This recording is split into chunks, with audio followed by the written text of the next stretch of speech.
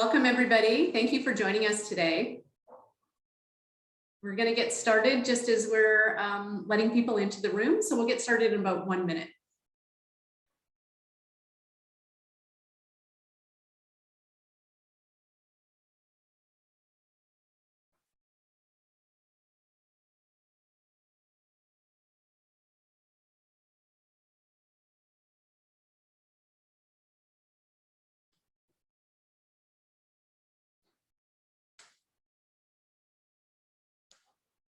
Hi, everyone. Thanks for joining us. We're just letting people into the webinar space right now. So we'll get started in about 2 minutes. Thanks for joining us today.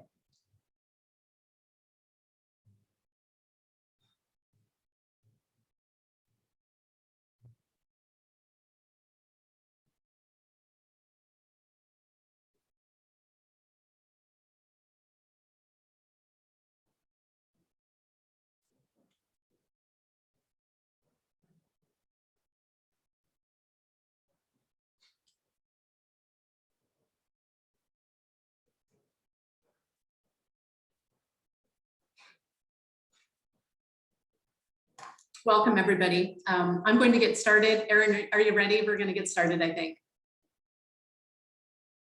Thanks for joining us. Thanks for spending your afternoon with us. If you're on the East Coast and if you're on the West Coast, thanks for joining us this morning. I'd like to start, first of all, with a land acknowledgement.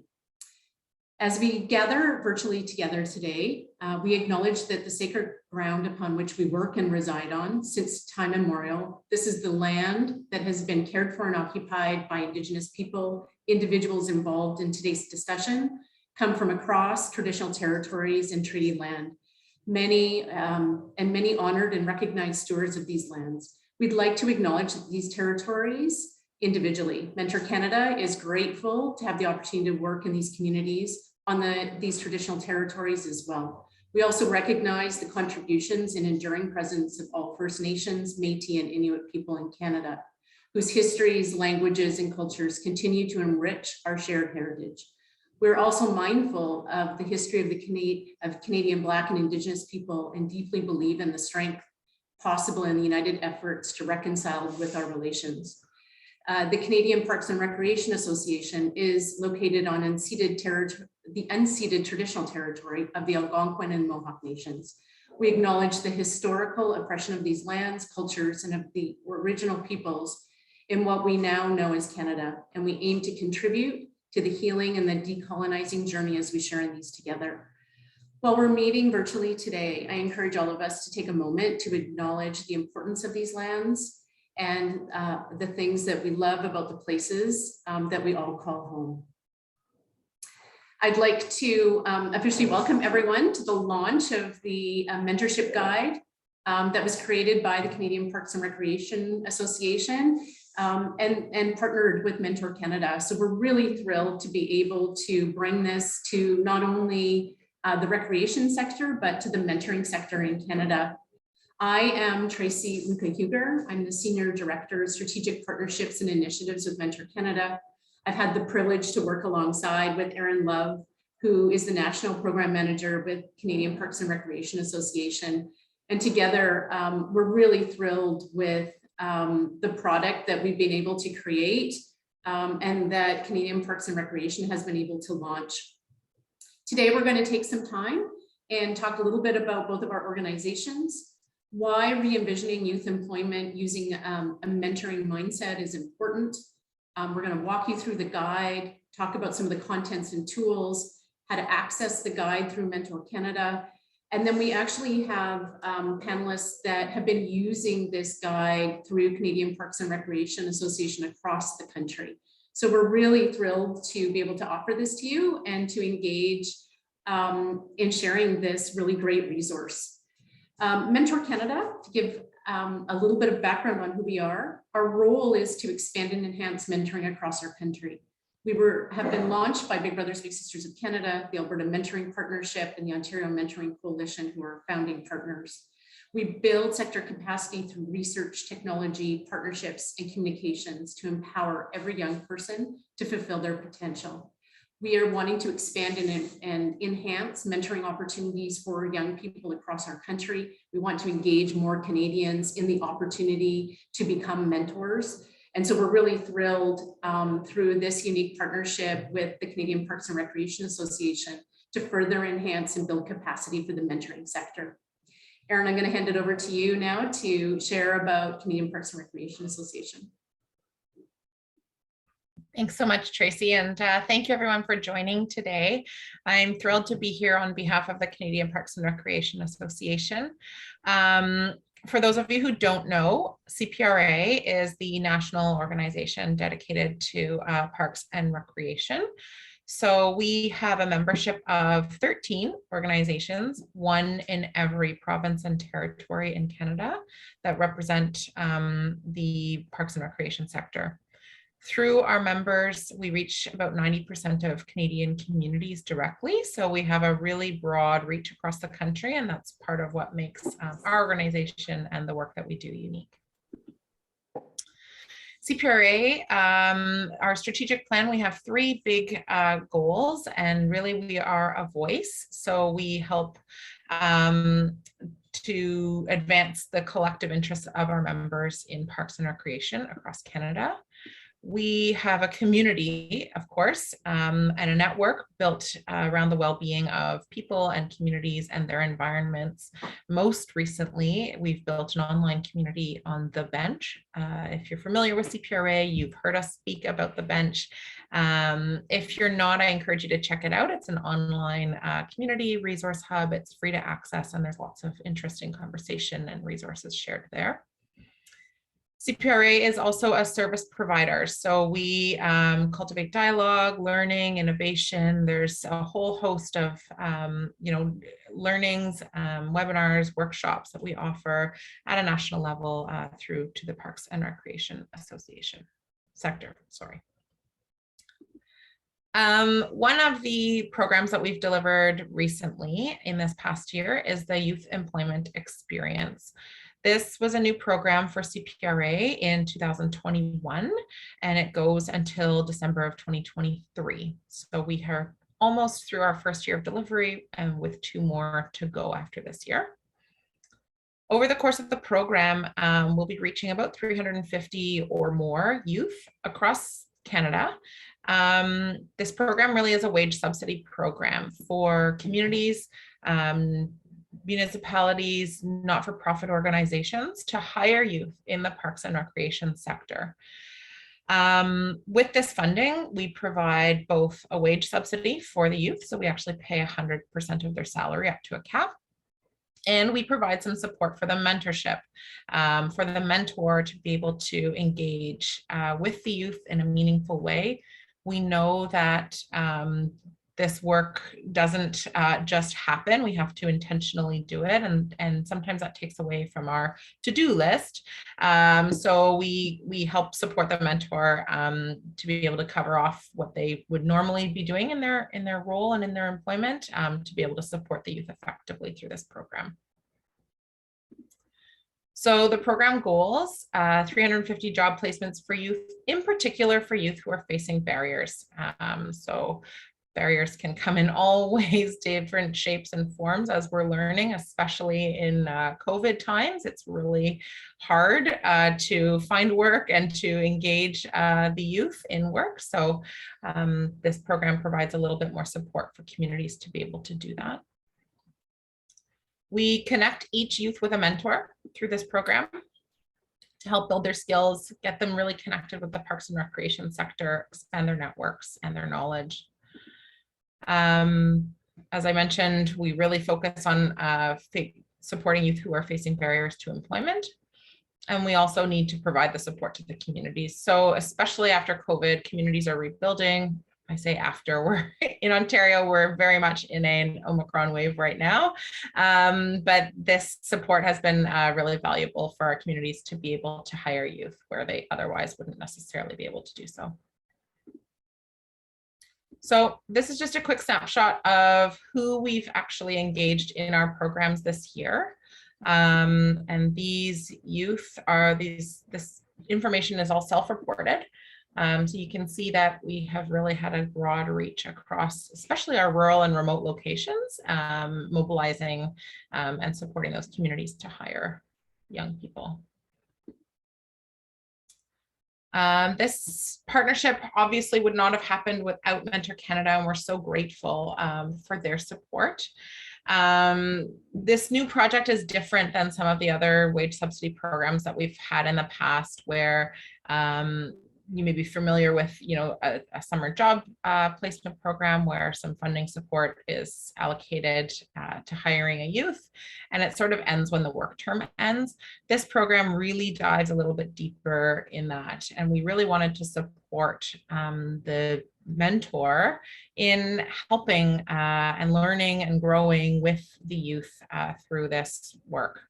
So CPRA envisioned building this guide as a way to sort of bridge the gap, both between the mentor and the mentee, and also to sort of level the playing field for all mentors.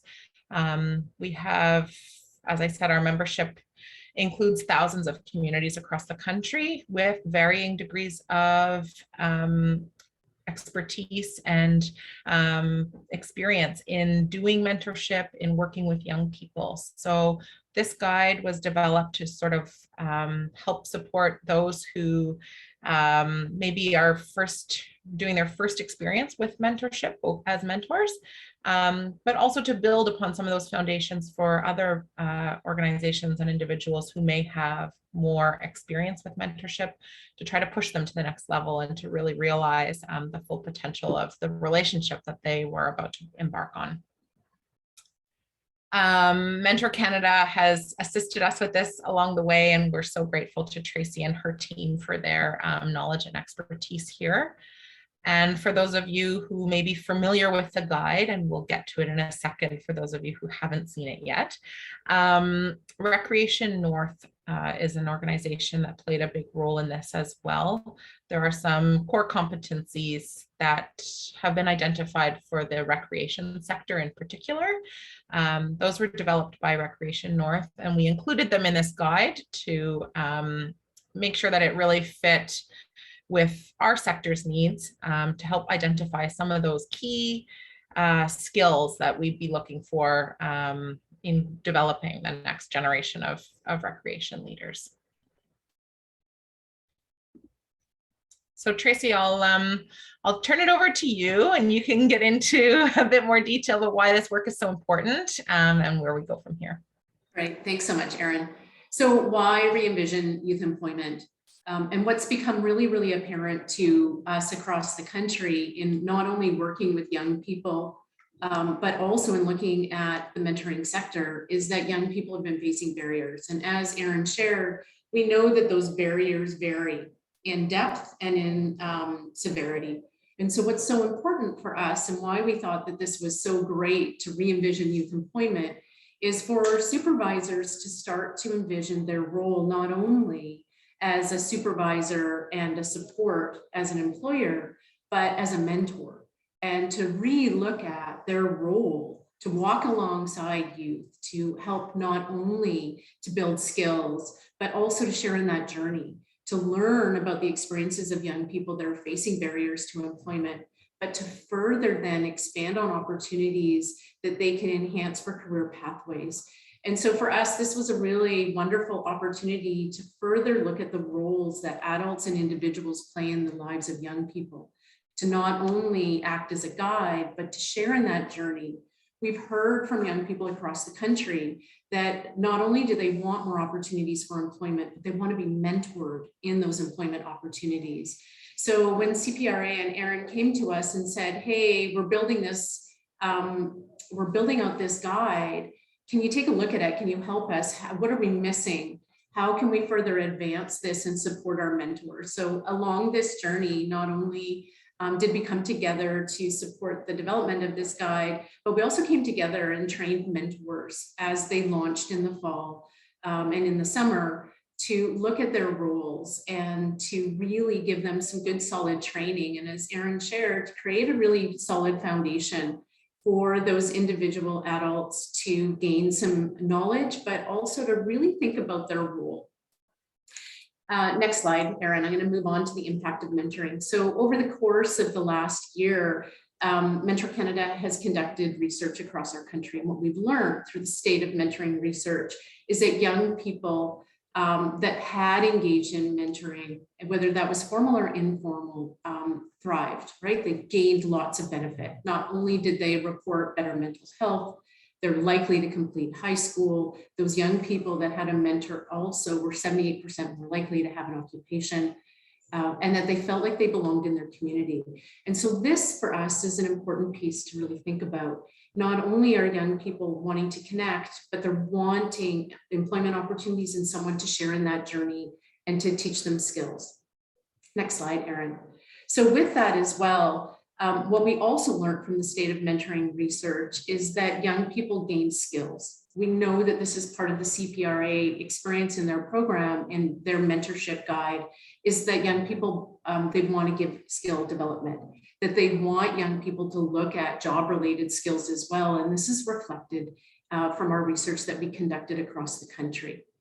The other piece, next slide, Erin, is that transitions can be challenging for young people. And we know that mentoring relationships can provide them with extra support to help make these transitions easier. So as they're either embarking on a first-time employment opportunity or further advancing in a new setting, this is really important. And that young people reported that their most meaningful mentoring relationship, whether that was formal or informal, had huge impact for them. Not only in looking at career aspirations, but to look at post-secondary opportunities, reflecting on potentially going back to school, and really to look at careers and getting jobs along the way. And so this was really important for us to further equip employers and employees as mentors with the right skills in order to support them. And so we know that 50% of hires result in a personal connection.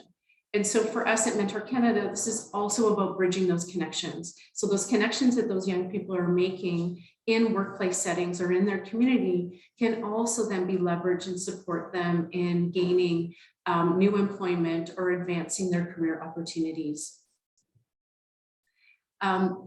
So with this, I'm really excited. We just want to dive into the content and tools, and then we want to spend a bit of time. So Erin, I'm going to pass it over to you again to walk through the guide.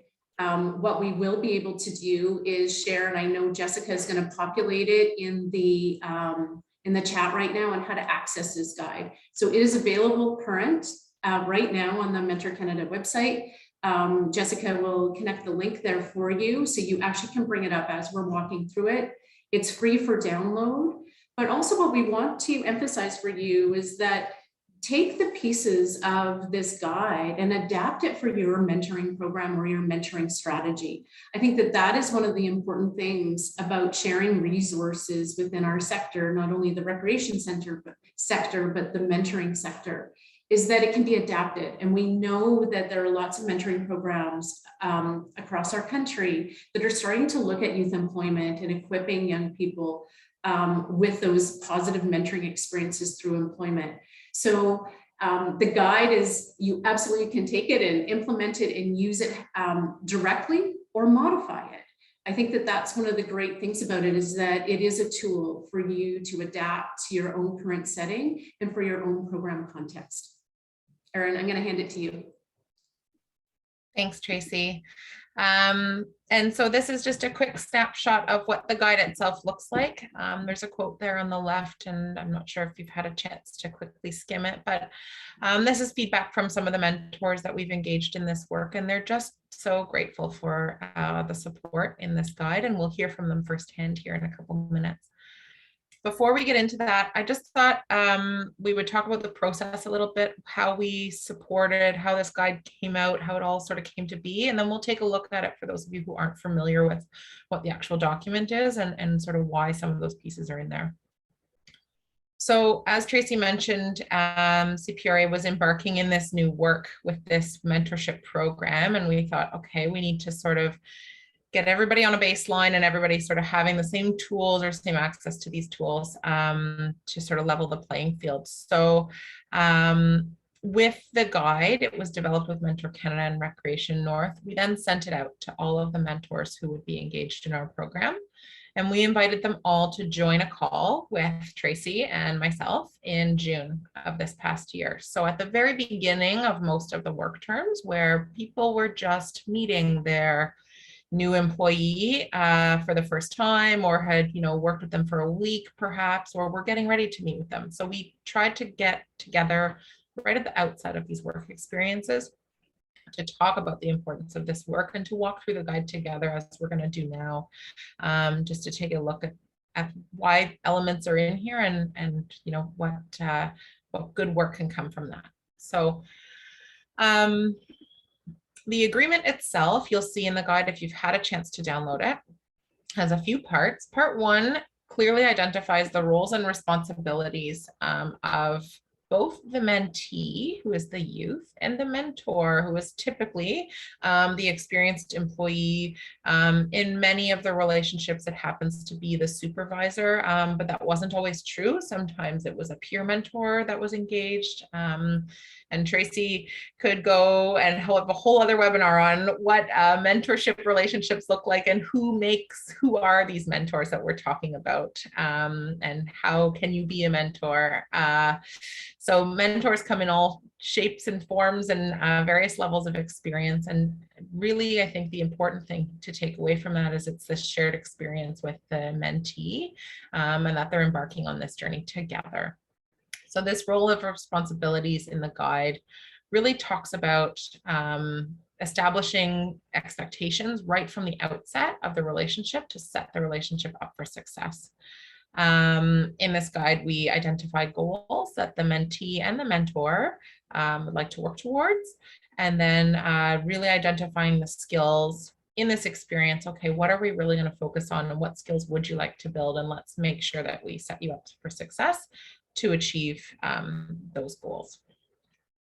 So you'll see there from that slide in the roles and responsibilities, it talks about the mentee, and there's a similar check sheet for the mentor.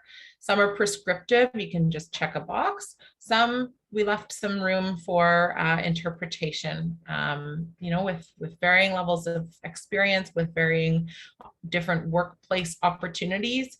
We didn't want to be too prescriptive, but we wanted to give some suggestion to mentors and mentees for sort of the direction we were hoping this work would go. Part 2 of the guide, and here's just a quick little snapshot of it. It's very basic. Perhaps this should have been part 1, is who are we actually engaging here in this work? Some information about the mentee, some information about the mentor, and overall learning goals. So this is sort of very high level. And also there's a written commitment here to check into this work experience, to talk about learning goals, so that both the mentee and the mentor have the same expectations right from the outset.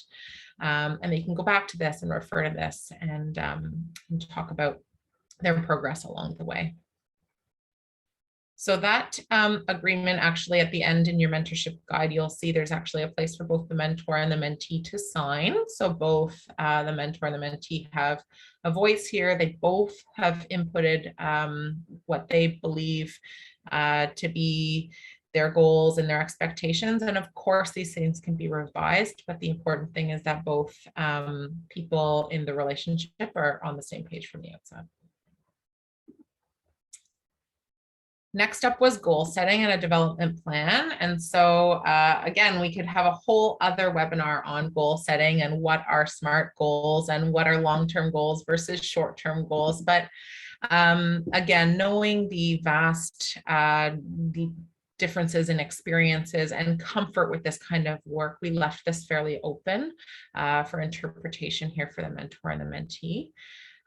You'll see there's some lines there to suggest some long-term goals. So by the end of the work term, I would like to, would be a long-term goal. Some short-term goals there are weekly, monthly, and again, at the end of the work term. There is, to the right-hand side of that image, a development plan, and that is a table that the mentor and the mentee would fill in together. So they would go back to that core competencies list, the checklist that's part of this guide. And if you have it in front of you, you can take a look at the skill that you'd like to develop. Maybe it's on that list, maybe it's not. Maybe it's a very transferable soft skill. I would like to improve my communications. Okay, well, how do we do that? And we outline the activities. We outline sort of the steps we're going to take, and we're going to outline when we come back to that and evaluate that goal together. The nice thing about having all of this written down is it's easily accessible, and it holds, you know, the mentor and the mentee accountable to the commitments that they've made to this work. Part 4, of course, evaluation. And so in this, there are 2 parts to the evaluation. The first is that sort of activity task, whether or not it meets the goals and areas for improvement. So there's some opportunity there for, this would be for the mentor to fill in on the mentee's progress on their goals that they'd set. We suggested here sort of a mid-program evaluation, and again at the end to sort of have a check-in and then a final evaluation. None of these were scored. They didn't have to be shared with CPRA. I think that's really important to know. This is a private document between the mentor and the mentee that helps support the work that they do. We're not looking for check marks and stuff. We're looking to help identify areas where someone can need a little bit of support and help facilitate that and provide that. I think the next image is probably my favorite of the whole thing. And this is the self-assessment that comes at any time throughout the work experience, but certainly at the end, the mentees self-assessment. So the mentee, the youth, gets to an opportunity to look through some of the skills and some of the goals that they'd set, and to talk about and evaluate how well they think they did in some of this work. And then there's also an assessment of the mentor and some room for comment. So I think it's really important that it's not sort of a one-way communication. It's the mentor and the mentee working together, and as much as the mentor would provide so much support to the mentee, but the mentee also has a chance to have their voice heard too, and offer some evaluation and some feedback too, and how that's being received on their end. So this is sort of a visual representation of how that relationship works, and how together, when both the mentor and the mentee are working collaboratively, there's open communication, it's a trusting relationship, and really both individuals have an opportunity to grow, to learn from each other, to learn more about themselves. There's opportunity for self-reflection, there's opportunity for evaluation, and opportunity for growth. And that is really the biggest takeaway from this and from our intentions with this work. Was there anything else that you wanted to offer here, Tracy, before I introduce the panel? I just wanted to highlight a couple of things, Erin, that I think are just so important about the concept and the approach that you have taken, and that it really does, that it's not performance-based.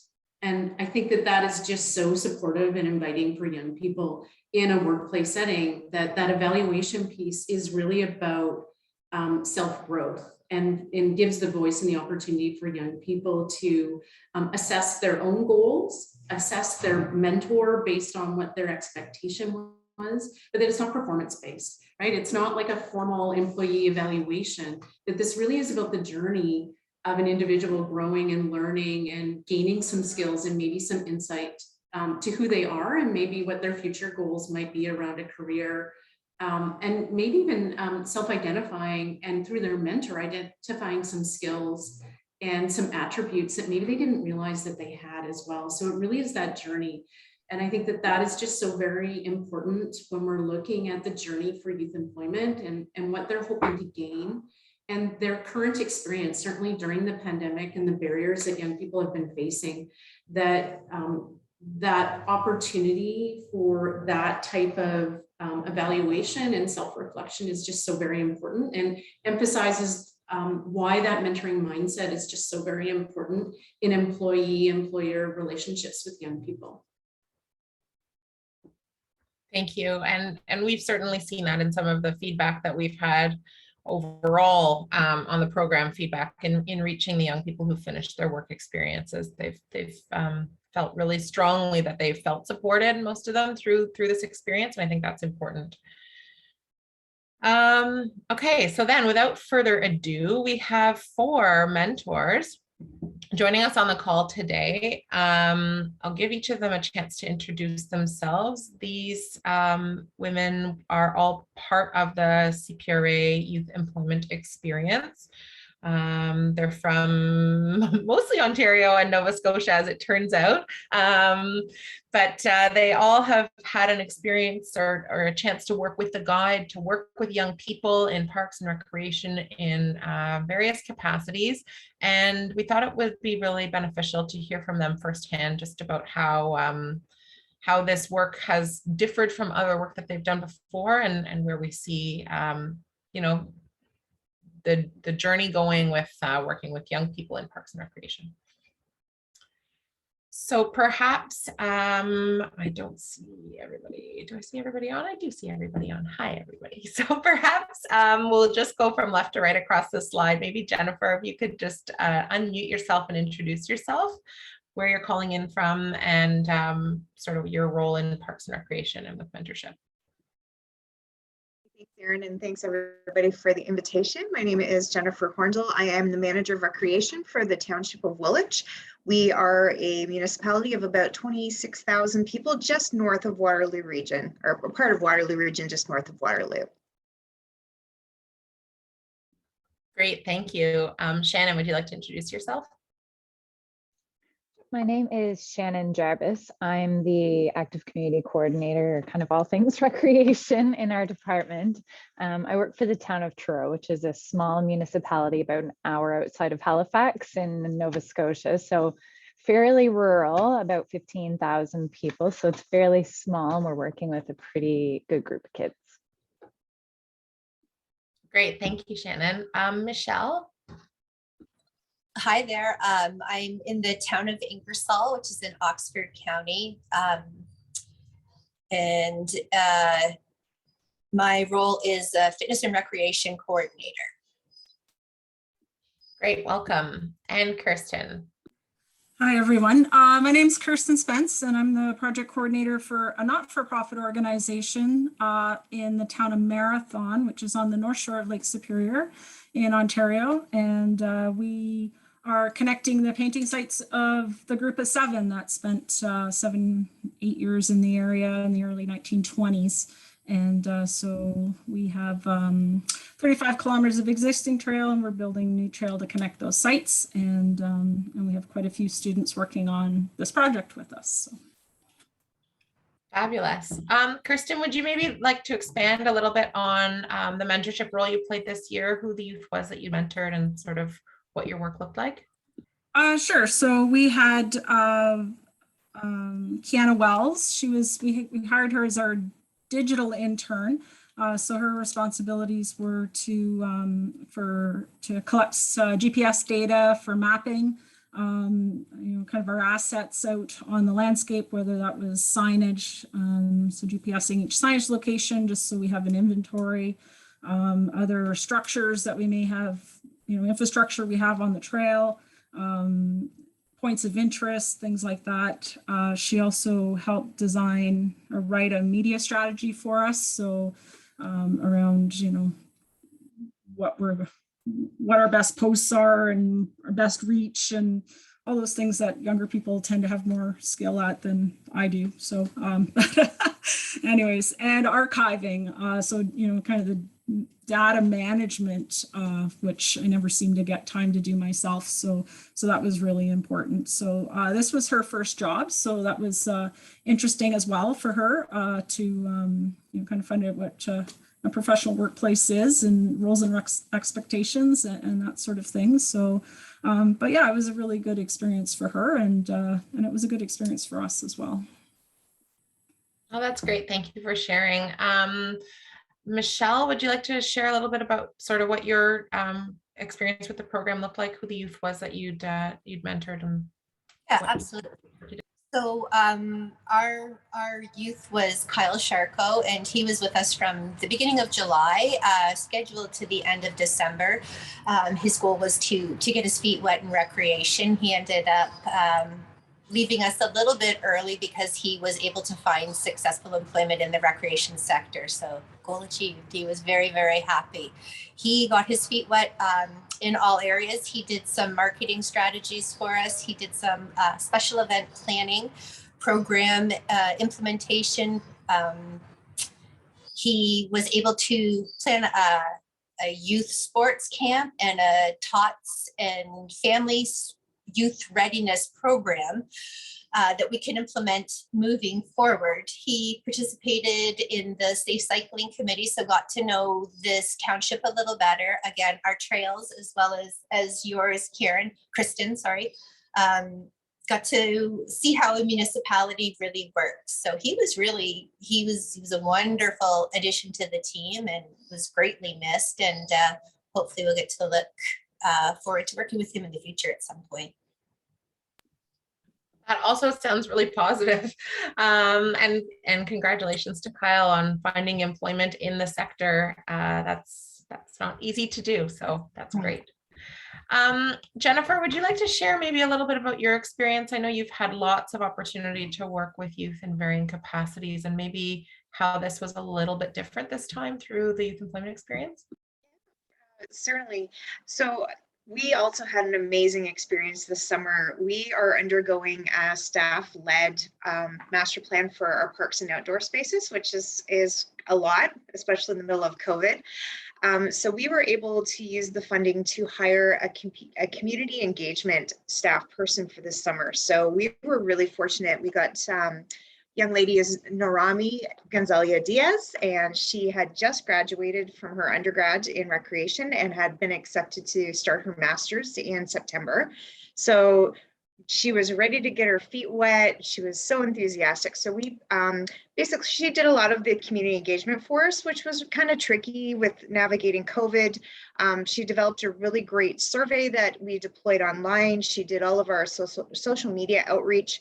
And then she organized deployment to different parks and outdoor spaces and splash pads, and set up a little pop-up booth, and was able to actually go out and see people instead of us having, being able to host workshops and things. So we've driven to this point close to 500 surveys filled out for a municipality of 25,000. So we're actually quite happy with it. I think our goal was about 400. So we've just surpassed that. We're leaving it open till the end of January. She was able to do some data analysis of it, some next steps, and we're just pulling all that information together right now. What I had mentioned to Erin before, and I'm sure most municipalities get the summer students grants, and you get your money from the government, and you put your staff through the orientation, and off they go. And we don't have a lot of chance to engage with them and build recreation specific job skills, or talk about those learning objectives and really kind of build them into recreation. So I thought this was a really great opportunity to take a student who wants this as a career and dig down into what skill set are they looking for, what are their learning objectives, and how can we as a municipality give back to them as well. They're working for us, but how can we build and guide them to become recreation professionals? So I really thought the guide was really meaningful that way, and I'm sure everyone else did as well. Thanks so much. Shannon, I'll perhaps ask you to share a little bit as well about your experience with the program, and maybe how you use the guide with your youth.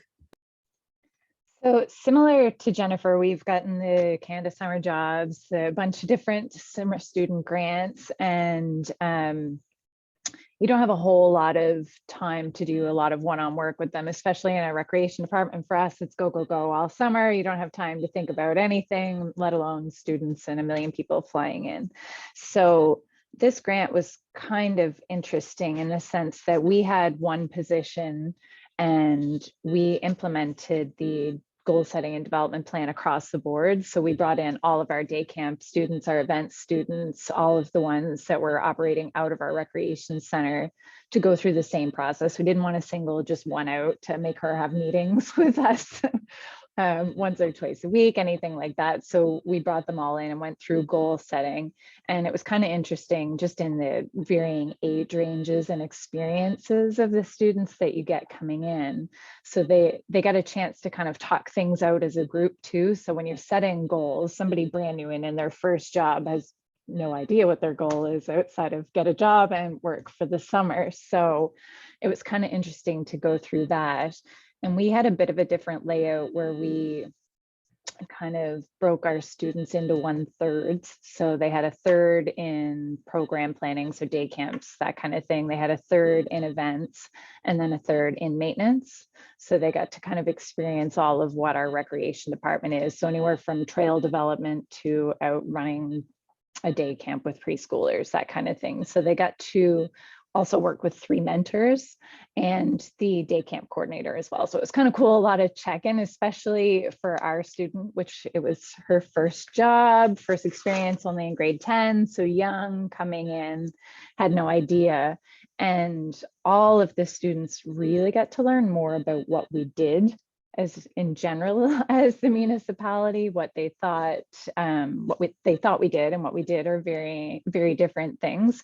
So that was kind of interesting. I know they did struggle with just some of the wording in the guide. So it was kind of an opportunity to have the conversations with them because again, as kids, they're thinking, what could a long-term goal be for a summer when I'm here for 2 months? So just kind of working that out and what that means and what long-term is to them.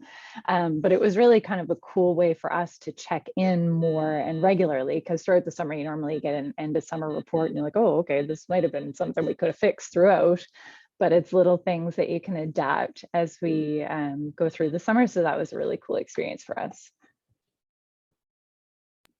That's great. Thank you. Thank you so much for sharing that experience. And I'm so encouraged to hear that you were able to use some of this work with other students or other youth that weren't necessarily part of the formal program. I think that's the whole idea here, is that we're putting this out there as a tool and adapt it, change it, use it, massage it, however to fit the needs of your work environment and the people that you're working with.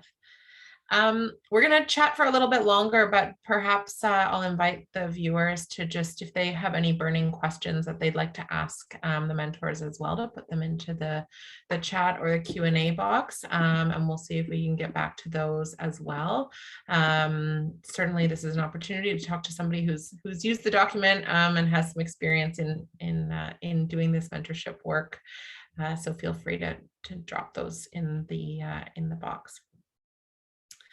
I'll come back to you, Michelle. So with Kyle, this was his first job, I think you said, and he was able to then go on and get employment in Parks and Recreation, which is great. Do you have an ongoing conversation or relationship with him, or were you part of that transition plan? How did that all work? Well, when Kyle came to us, he had his graduate degree in sports management. So recreation wasn't really on his radar. He saw the posting, had only been able to find employment in the retail sector. So was quite interested, jumped in, really liked the learning opportunity and the many different areas that he could branch out of. So he was able to find employment. I believe he's up somewhere north. Anyways, he's somewhere north, but we do have an ongoing relationship. He had contacted us not too long ago. He monitors the job postings in Oxford County, and over Christmas reached out. He did see a position that was coming available in the township here. So did ask about that and is looking if he can find something permanent and long-term over a year contract. He would love to come back. So we still have a great relationship with him. Really nice to hear. And yeah, it's fun, eh? Like just setting these young people up for success and sort of pushing them on to their next journey, but supporting them through that period as well. Kirsten, could you elaborate a little bit on sort of what the mentorship role looked like in the trail building and in the work that you're doing with your youth, and how you use the guide. You're not in the recreation sort of world as the others are, and what does that look like sort of in parks world? We're a little between tourism and recreation, I guess, with our trail project. I found the guide. I've mentored a lot for lots of different age groups. Whether it was job creation programs. We do run Canada Summer Jobs, as well as many of the others have mentioned. Run work crews for students when I was with Ontario Parks and Ontario Works. So a wide range. But the guide, I found, it helped focus the student, but also helped focus me as a mentor as well. When you're running multiple crews and many facets of a project, and summer's full out, as everyone else has mentioned as well.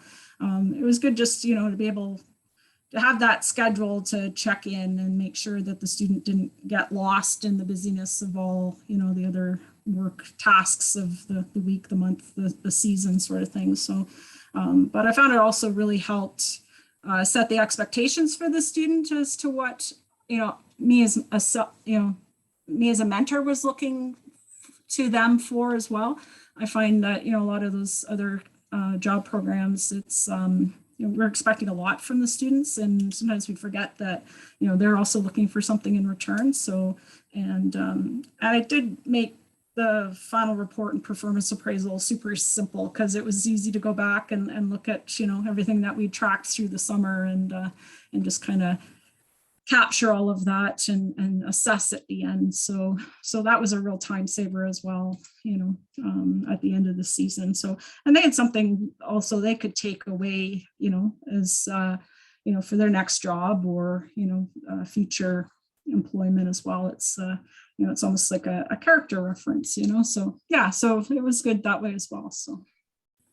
For sure. Thank you. Thanks for sharing that. I think that's another part of what we're trying to do is give everyone something to take away from this, right? It's not just a one and done, you're in the door, you work your work, you're out the door, and see you later on to your next role. It's a deeper investment, and in supporting and building capacity in the sector and across this generation of people who are up and coming and in this kind of weird virtual openings, closures, whatever have you world. There was a question to that end. There was a question dropped into the Q&A box, and thank you to the person who submitted this. I'll just read it aloud. It says, as a first-time mentorship facilitator, facilitating a larger group of about 25 pairings, how do you find the most effective way to communicate to them teachings? Would it be large Zoom meetings, take the mentors and mentees and teach each of them separately, or divide the pairings and teach them in that manner? It's difficult to put the uncertainty into a question. So how would you go about working with a large group of mentors and mentees? And feel free to unmute and speak if you'd like to respond. Sure. So for us, we have weekly staff meetings. I don't live in Marathon. I live just outside of Thunder Bay, so I'm about 2.5 hours away. But so the mentorship relationship, supervisor relationship I had with our trail crew through Canada Summer Jobs is different than the relationship I had with our CPA or CRPA students. So it was more hands-on than it was the trail crew. They tend to be a bit older as well. So, we met more daily, I guess, with Kiana, just to keep her on track, and also with being her first job, she had a lot of questions and was unsure and sort of that. So there was a bit more hand-holding with her. But at the end, I would say her confidence definitely had skyrocketed through the summer. And but yeah, it's and she was part of all of our other staff meetings as well. So so I guess just being available at all times gives them a lot of confidence and support. And you may not even realize that they need to know that you need to be available for them. So I think that would probably be one of the bigger takeaways I had from working with, and our student was 14. So yeah, so, you know, versus a master's student versus, you know, other age ranges. I think it really mattered a lot on, you know, who the student is and how much support they actually need and what they're looking for as well. So yeah. Absolutely, thank you. Did anyone else have anything to add about sort of working with larger groups and how to get everybody engaged and on track? We do Yeah, it kind of, oh, go ahead, sorry. Sorry, Shannon. I was just going to say, you guys, I think it was through Mentor Canada, but there was a workshop that was run kind of early June for all of the mentors that I found was really helpful, kind of walk through the guide. So that would be something I would really recommend to teach the mentors, first of all, at the beginning of the relationship, if you're dealing with 25 different pairings of them. So I don't know if that's recorded somewhere or it is. So thank you for the plug. It is. It's recorded. It's on our CPRA YouTube channel for anyone who would like to check it out, who hasn't seen it. You'll see Tracy and myself presenting there. And that's something that we do intend to do again in the coming years of the program. Shannon, did you have anything else to add to that response? I was going to mention that, and then on top of that, we kind of do them burrowed. So depending on what area or what focus area the mentor and mentee are working in at the time, so like toolbox talks or staff meetings, those kinds of things as check-ins. And then in this day and age, texting or group messaging platforms of any sort like that is an easy way to get check-ins, depending on how your structure is laid out and the management levels. But for working with youth especially, it's a really easy way to get answers, and they're more comfortable answering sometimes than they are in person. So that really works out for us. That's great. Thank you. There's a final question that's come in here in the chat box, and it talks about anti-racism, diversity, and inclusion, and how these programs work towards the inclusion of racialized youth and what supports are in place for them. So I think it's important to acknowledge that this is not a very diverse panel, and for that we recognize that, and we worked towards having more representation of diversity on this panel. And just with a matter of COVID and recent closures, I know that's an excuse that is being used a lot lately, but people are burnt out, and we had invited some other speakers that just weren't able to add it to their plates. We do have a good mix of youth who are included in this program. And there was a slide that I'd presented ages ago, slide 11. I'll see if I can pull it up again, to talk about youth who are part of this program. So 18% of those youth identified as being part of a visible minority population. 86% of them face barriers to employment, and some of those barriers include inclusion, barriers to inclusion, barriers with abilities, access, that kind of thing. This program really does try to lift and support youth who should be accessing support. We try to be inclusive and diverse in our hiring. Part of the application process specifically asks the organization how they will reach youth who face barriers to employment and how they will support them. And if they can't, or they don't have the supports in place at their home organization, CPRA, and thanks to the Government of Canada, is committed to putting supports in place. So we have funding to do that. We have additional trainings that are available. We have, on a one-to-one basis, different supports that we can put in place to make sure that all youth are included in the work that we're doing. So I hope that answers the question. If it doesn't, please feel free to contact me, and my contact information will be here at the end of this presentation. We have a couple more minutes, and I just thought, is there any final thoughts from our panelists? One little sound bite perhaps from each of you about your experience in the program. I know we've heard from each of you, but if there's anything else that was sort of burning and you wanted to get out there, this would be the opportunity to do so.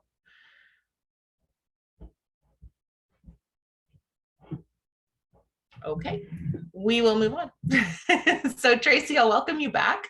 And just before I hand the torch over to you again, I just thought I would mention that our call for applications is now open for next year. So this year we supported about 75 work experiences for youth. We are more than doubling that in this next year with over 200 spots available in the program. So please visit the CPRA website. You'll learn about the program. You can submit your application there. It's open to all sorts of communities and groups across Canada working in parks and recreation. So Tracy, over to you. Thank you so much. A couple of things that really struck me during the conversation. So first of all, huge thank you to Jennifer, Shannon, Michelle, and Kirsten. Thank you for sharing your journey. Thank you for participating and to sharing your experiences with this. Knowledge in using some of these tools is just really important.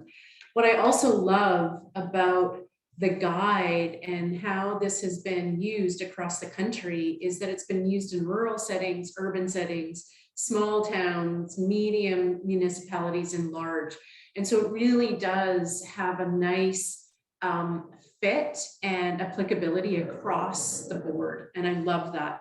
I also love that the young people that you engaged across the country range from high school all the way up to postgrad. And so I think that from a youth experience, and when we talk about youth at Mentor Canada, we talk about youth all the way up to the age of 30, that if they don't have that work experience, and if this is still their first, experience in a work setting or even an initial setting for work experience, if they've only got a couple of different summer placements, that this mindset of mentoring and supporting those young people along the way really does have a huge impact.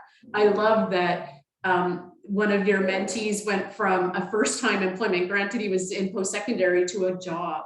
And I think at the end of the day, when we're talking about youth employment and mentoring, that is the goal, that we can support our young leaders in Canada to actually attain and obtain employment and career pathways based on their own goals and their own desires and their own future.